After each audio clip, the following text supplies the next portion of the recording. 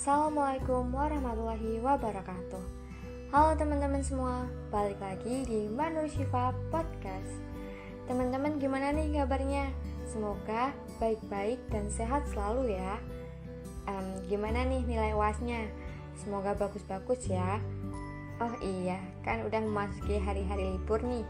Kalian rencananya mau liburan kemana? Semoga agenda liburannya bisa benar-benar dimanfaatin untuk refreshing dan ngecas diri lagi ya. Yang sebelum liburan suntuk banget sama kuliah dan tugas, jadi bisa deh lebih terbuka pikirannya dan peka sama dunia di luar perkuliahan. Ngomongin kondisi di luar perkuliahan, teman-teman merasa gak sih kalau sekarang pembahasan di sosial media makin aneh-aneh aja? Baru-baru ini nih, kaum LGBT makin berani untuk muncul di permukaan dan speak up tentang hak mereka. Gak cuma dari pelaku LGBT aja, film-film bahkan kartun pun ada loh yang mengusung ide LGBT. Ya Allah, miris banget ya. Karena kaum LGBT udah berani mengungkapkan status mereka, maka kita sebagai umat Islam wajib untuk tahu apa hukum LGBT dalam Islam. Oleh karena itu, pada episode kali ini kita bakal ngomongin tentang LGBT dalam pandangan Islam. Pengertian homoseksual atau gay di dalam agama Islam disebut dengan istilah al-liwat, yang berarti orang yang melakukan perbuatan seperti perbuatan kaum Nabi Lut, yang pelakunya disebut al-lutiyu, yang berarti laki-laki yang melakukan hubungan seksual dengan laki-laki. Kaum itu berdomisili di negeri Sodom di sebelah timur Laut Mati atau di Yordania. Sedangkan pengertian lesbian dalam Islam disebut dengan al-sihaq, yang berarti perempuan yang melakukan hubungan seksual dengan sesama perempuan. Pasangan homoseksual dalam bentuk liwat termasuk dalam tindak pidana berat atau dosa besar karena termasuk perbuatan keji yang merusak kepribadian, moral, dan agama. Hal ini sesuai dengan firman Allah dalam Quran surat Al-A'raf ayat 80-81 yang artinya, "Dan kami juga telah mengutus Lut ketika dia berkata kepada mereka, mengapa kamu mengerjakan perbuatan keji yang belum pernah dikerjakan oleh seorang pun di dunia ini? Sesungguhnya kamu mendatangi lelaki untuk melepaskan nafsumu kepada mereka, bukan kepada wanita, malah kamu ini adalah kaum yang melampaui batas."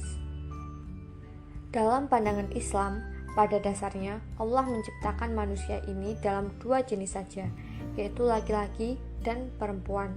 Allah Subhanahu wa Ta'ala berfirman, "Dan Dia Allah menciptakan dua pasang dari dua jenis laki-laki dan perempuan."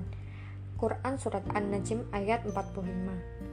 Ayat-ayat yang telah disebutkan menerangkan bahwa perbuatan kaum Nabi Lut yang hanya melakukan hubungan seksual kepada sesama jenis lelaki, tidak berminat kepada perempuan sebagaimana ditawarkan oleh Nabi Lut, tetapi mereka tetap melakukan perbuatan homoseksual. Akhirnya Allah memberikan hukuman kepada mereka dan memutarbalikkan negeri mereka, sehingga penduduk Sodom termasuk istri Nabi Lut, kaum lesbi, tertanam bersamaan dengan terbaliknya negeri itu. Yang tidak kena azab hanya Nabi Lut dan para pengikutnya yang soleh dan menjauhkan diri dari perbuatan homoseksual. Dari uraian di atas dapat disimpulkan bahwa perbuatan homo dan lesbi haram hukumnya, baik pasangan yang telah menikah atau tidak menikah. Ulama berbeda pendapat dalam menetapkan jenis hukuman sanksi yang dikenakan kepada pelaku homo dan lesbi. Salah satu pendapat mengatakan bahwa para pelaku homoseksual harus dibunuh. Pendapat ini dianut oleh sahabat-sahabat Nabi Muhammad SAW. Pendapat yang kedua dikemukakan oleh Imam Al-Syafi'i dalam pendapatnya yang populer bahwa pelaku liwat harus dirajam tanpa membedakan apakah pelakunya itu masih bujangan ataukah sudah menikah. Mereka berpendapat bahwa kepada pelakunya diperlakukan hukuman zina, yaitu dicambuk bagi yang masih bujangan dan dirajam atau dilempar dengan batu sampai wafat bagi mereka yang sudah menikah. Argumentasi yang mereka ajukan adalah bahwa perbuatan homoseksual dalam bentuk liwat atau sodom itu termasuk dalam kategori perbuatan zina. Menurut Al-Syaukani, pendapat pertama yang kuat karena berdasarkan nas telah sahih. Sedangkan hukuman bagi pelaku lesbi, ulama sepakat mengatakan bahwa hukumannya diserahkan kepada pengadilan. Jadi hukumannya lebih ringan daripada homoseksual karena bahaya atau resiko yang lebih ringan dibandingkan dengan bahaya homoseksual. Hal itu dikarenakan lesbian bersentuhan langsung tanpa memasukkan alat kelaminnya seperti halnya pada pria. Penyimpangan seksual dampaknya membahayakan dari pelakunya, pasangannya, dan lain-lain. Jika dahulu penduduk Sodom dihancurkan dengan kehancuran yang dahsyat apabila perbuatan mereka, maka saat ini bisa dilihat dampak negatif dari perilaku homoseksual adalah munculnya penyakit yang diakibatkan oleh virus yang menyerang kekebalan tubuh manusia. Virus ini dikenal dengan nama HIV dan penyakit yang ditimbulkan karenanya adalah AIDS. Tetapi masih banyak lagi jenis penyakit kelamin yang akan menimpa para pelaku seksual menyimpang, antara lain sifilis atau raja singa, gonorrhea, dan herpes kelamin.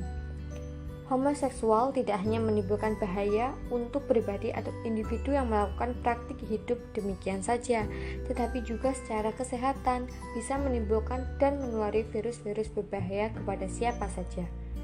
Selain dampak secara kesehatan, homoseksual juga berdampak pada kehidupan sosial, politik, ekonomi, sosiologis, psikologis, bahkan juga secara keagamaan.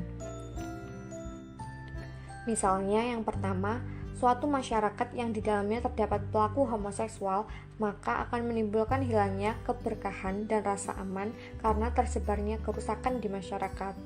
Yang kedua, berdasarkan pesan Al-Quran bahwa suatu tindakan dosa akan mendatangkan musibah dan azab bagi pelakunya di suatu negeri. Jika itu telah terjadi, maka azab itu tidak hanya menimpa kaum yang berdosa saja, tetapi juga mengenai pada mereka yang beriman. Yang ketiga, dikhawatirkan juga munculnya wabah penyakit akibat perilaku seksual menyimpang secara luas di masyarakat. Penyakit-penyakit tersebut bisa menulari siapa saja, bahkan kepada seseorang yang tidak tersangkut sama sekali dengan tindakan menyimpang tersebut. Yang keempat, tindakan homoseksual bisa merusak moral dan akhlak, memicu pemunculan gonjangan jiwa dan kelemahan sel-sel syaraf karena pelaku homoseksual hanya mengedepankan pelampiasan terhadap hawa nafsu saja. Yang kelima, orang yang memiliki penyakit homoseksual dan tidak ada niat untuk menyembuhkannya akan ada dalam tekanan dan merasa terkucilkan dalam masyarakat, yang bisa mengakibatkan pergaulannya semakin terbatasi. Sebaliknya, orang yang menjadikan perilaku homoseksual sebagai gaya hidupnya dikhawatirkan akan mempengaruhi lingkungan dan orang-orang di sekelilingnya. Duh, ngeri banget nih ya dampak dari perbuatan LGBT ini.